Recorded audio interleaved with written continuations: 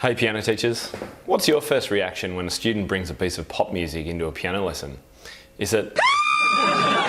or maybe it's... or what about... Whatever your reaction, pop music is here to stay, and I'm here to help you understand just how important and useful it can be in modern piano teaching. I expect just about every piano teacher has had the experience of a student coming into a lesson with a piece of pop music. Quite often they've spent hours and hours practicing it already. Sometimes they'll come to you and say, this is what I want to learn. The students, of course, are really excited. All they want from us is some enthusiasm and some help in being able to play something better than they already can. So our approach to the students is really important, both for their own self-esteem and also for their view of piano as an activity that they want to do. So let's look at a couple of concerns that you might have about teaching pop music in your lessons. First one that most people have is that there just isn't time in a lesson. Maybe you're just not familiar with the music that students are bringing in and you need a bit of help with that. Perhaps the music that they're bringing in is just unintelligible. What do you do then? Or maybe they've already learned it on YouTube, so what more can you do to help? Well, don't fear, you're definitely not alone in thinking these things.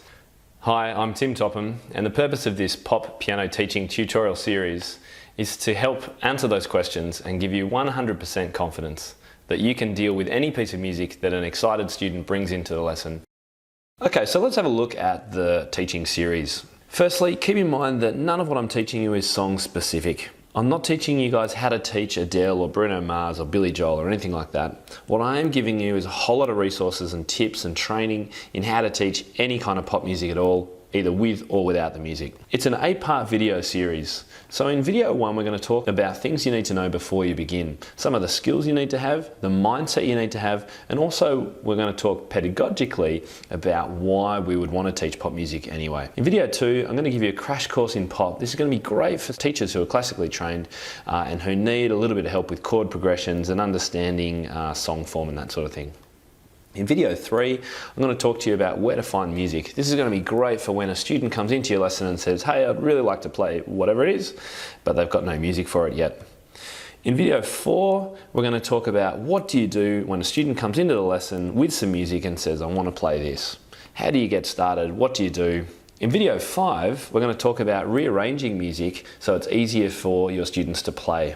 In video 6, we're going to talk about pop that works on piano. Some pop music definitely is more suited to piano. Some of it features piano much more. We're going to get stuck into that. In video 7, I'm going to help you with apps and online resources and technology that can really assist with teaching pop and also can be great fun for students for when they're playing pop. And in the last video, I've called Arranging 101. This is all about helping students create their own pop arrangements.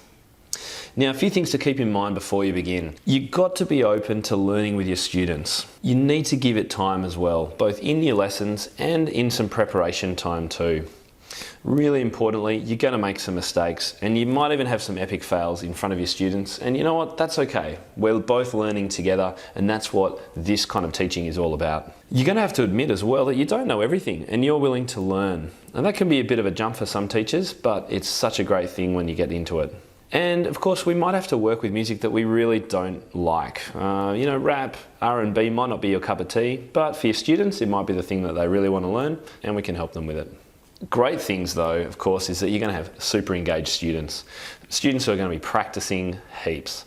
You're therefore also going to have happy parents. You're going to be learning a whole lot of new repertoire, and of course you can keep sharing that with other students as well. And you're going to learn a heap about teaching, and you're going to be able to refer a lot of what we talk about in pop music teaching to teaching your classical students as well. Your students are going to learn heaps about theory and they're not even going to know it.